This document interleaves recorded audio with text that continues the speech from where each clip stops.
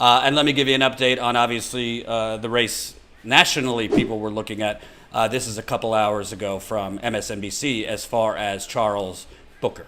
Results still coming in, but what do you have for us? Yeah, some interesting things. Let's start in Kentucky. This race, perhaps the most high profile. Amy McGrath, of course, national Democrats initially got very excited about her when she got in this race, trying to get the Democratic nomination to take on Mitch McConnell in Kentucky. Charles Booker, a state representative, a late entrant into the race, was seen as a big underdog. Here's what we've got. You see about 10% roughly of all the votes we expect have been counted. What's been counted so far is some of the counties in Kentucky have released the votes that people cast in person yesterday. So folks who went out to the polls, voted yesterday, some of the counties in Kentucky have released those numbers. And of those numbers, that's where McGrath right now has a 4-point edge over Booker. Notably, no votes from yesterday came out of Louisville, Jefferson County. A quarter of all the vote in this primary is going to come from Jefferson County. That is Charles Booker's base. If there are no votes coming in from Louisville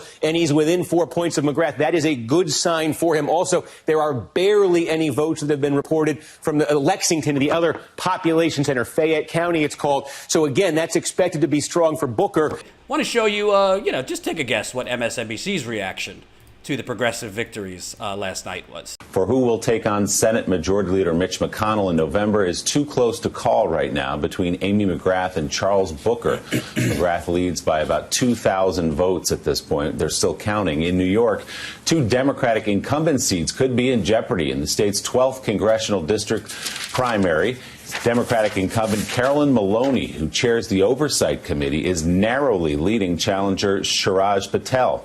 And in New York's 16th congressional district, Democratic primary, longtime Congressman Eliot Engel, who chairs the Foreign Affairs Committee, trails progressive Jamaal Bowman there. Casey, what are the surprises you see in these races and Democratic races across the country last night?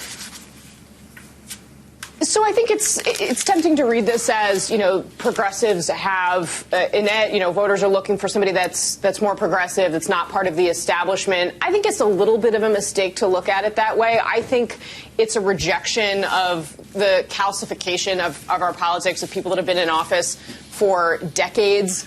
In many cases, the Kentucky race is fascinating, and we still have a lot of counting to do in that race. It really could right now go either way. So what's amazing about this is, first of all, do you think that, let's say the roles were reversed and Eliot Engel was up 25 points on Jamaal Bowman, do you think that MSNBC would be reporting it as Jamaal Bowman trails Eliot Engel? Or do you think they would just call the race like other pundits and election observers have just called the race? He's up by 25 points. It is really not possible. I mean, it's technically possible, but highly, highly doubtful that with mail-in ballots coming in, that Eliot Engel is going to make up 25 points. But MSNBC reports it as, he's trailing by 25 points. Let me tell you something. This shows the bias and the propaganda of MSNBC and others. They would be declaring it over if Eliot Engel was up by 10 points. But he's down by 25, trailing. Got to appreciate that extra caution when it's one of your club that's losing. I find interesting that MSNBC's takeaway here is, it's just, candidates wanting to get rid of people that have been, that have been in Washington for so long. Well, that's certainly not the narrative they've been using with Joe Biden. When Joe Biden defeated Bernie Sanders, which obviously everybody has a hot take on why Biden won, they didn't say anything about, Biden has been in Washington for almost 50 years and people just want to get rid of it. No, on that one, it's people just don't want to elect progressives. People just, the majority thinks it's too risky to put a progressive as a Democratic nominee. The roles are reversed. When a progressive wins, it's not because progressive ideas are flourishing. It's not because voters are starting to look at the establishment candidates as out of touch. It's not because voters are starting to realize, wow, these establishment candidates give a lot of lip service, but don't really show up in our districts for our needs.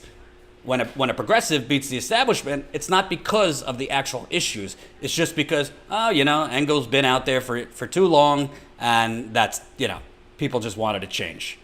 I think that's part of why Jamaal Bowman wiped the floor with Eliot Engel. But again, Jamaal Bowman did what Bernie Sanders failed to do, which was go on the attack when your opponent gave you ample opportunity to go on the attack. And God knows, Joe Biden gave Bernie Sanders opportunity after opportunity after opportunity after opportunity to go after him. And for all the reasons we've talked about here for a long, long time, he chose not to. Hope you enjoyed that last video. Hop on over to statuscoup.com where you can sign up for our email list and become a member for as low as $5 to $10 a month. Membership is how we grow. That's statuscoup.com/join. And remember, join our email list so we can grow the revolution with you.